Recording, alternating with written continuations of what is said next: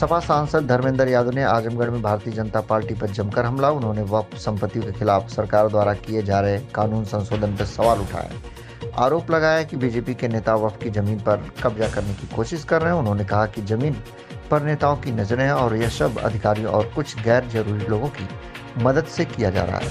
इसके अलावा धर्मेंद्र यादव ने महाकुंभ के दौरान भगदड़ में मारे गए लोगों की संख्या पर सरकार द्वारा कोई स्पष्ट आंकड़ा जारी न करने की आलोचना की है। उन्होंने यह भी कहा है कि सरकार बेरोजगारी, किसानों की आमदनी और शीर्ष बैंक से काला धन लाने में असफल रही है। सांसद ने प्रधानमंत्री नरेंद्र मोदी पर भी निशाना साधते हुए कहा कि जब देश में बेरोजगारी और महंगाई की समस्या बढ़ रही है तब प्रधानमंत्री अमेरिका में दोस्ती निभा रहे हैं। उन्होंने कहा है कि उपचुनाव में हार पर आरोप लगाया है कि वोट की डकैती हुई है और चुनाव आयोग से लिखित शिकायत करने के बावजूद भी कोई कार्रवाई मैंने नहीं बताया की ना, गई। भारतीय जनता पार्टी के लोग प्रशासनिक अधिकारियों का उपयोग करके वक्फी जो जमीनें हैं, जो जमीनें लोग ऊपर वाले के नाम पर सार्वजनिक हितों के लिए लोग दान करते हैं, उन जमीनों पर बीजेपी के लोगों की निगाह है।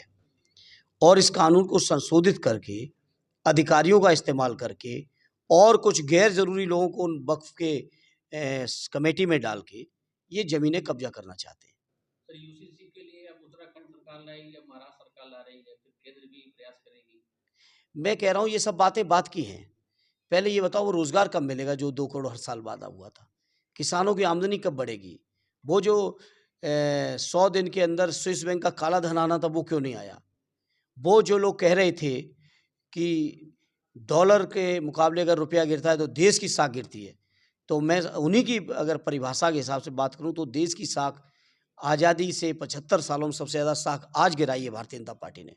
88 रुपए पे पहुंच गए हैं, $1 के मुकाबले रुपए 88 रुपए।